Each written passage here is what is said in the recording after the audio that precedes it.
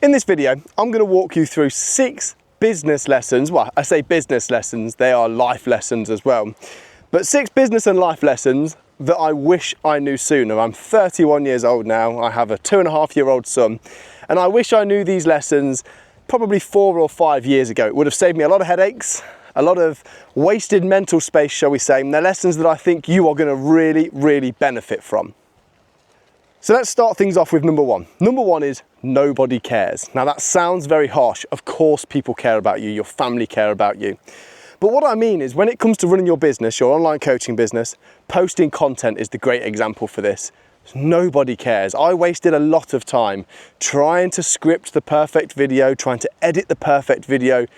And then I realized this by posting some crappy videos, and then I posted some really well scripted videos and the crappy ones did better. I realized that nobody cares. Most people are only going to watch your videos for the first 3 seconds anyway.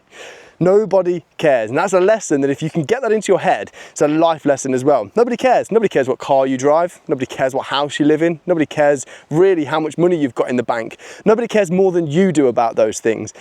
And if you understand that, learn that, it's liberating and it frees up a lot of time in your business. Number 2 is that procrastination will ruin your growth. Procrastination is a problem that I still suffer with today. Not acting on something, whether that be posting content, whether that be launching a new service, is going to cost you hundreds, if not thousands of pounds. It's going to cost you loads of time and it's going to cause you huge amounts of stress. I'm a big believer because this is what happens to me. I stress the most and I feel the worst when I am not doing something that I know I should be doing. So if you're procrastinating on things, that's just going to make your life so much worse. I have a little rule. If there's a job that needs doing and it's going to take less than 5 minutes, it gets done immediately. And I mean immediately, regardless of what else I'm doing, it gets done now. If it's going to take less than 5 minutes, it gets done now. And that has saved me a huge amount of time, huge amount of, again, headaches, and makes me feel much less stressed in my business, makes things run much smoother. Number 3 is something that I was told by an old boy that I used to work with when I had a 9-to-5 job. This is something I was told by an old boy and it stuck with me, and it's something that, although I say I wish I'd have known sooner, I knew that years ago. I never really thought about it. I should have thought about this one sooner, and this is a good one. And he turned around to me and he said, "Jack, believe nothing that you hear and only half of what you see." And I think in today's day and age, nothing is truer. When you think about social media, everybody's showing everything off.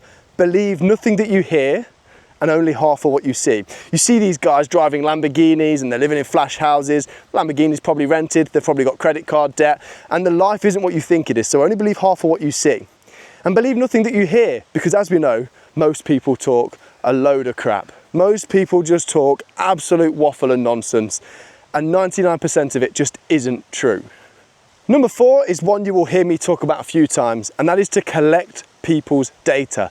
Specifically email addresses. I didn't do this soon enough, and then I did start doing it, and when I started to collect email addresses and I started to run email marketing campaigns, my business went through the roof. My business really did take off. So this is a really quick lesson, and it's a lesson that I'm sure most of you already know, but collect people's data. You can collect phone numbers if you want to message people on WhatsApp and things like that, absolutely. For me, it's email addresses. Don't let people leave your ecosystem. Collect their email address and give them some value.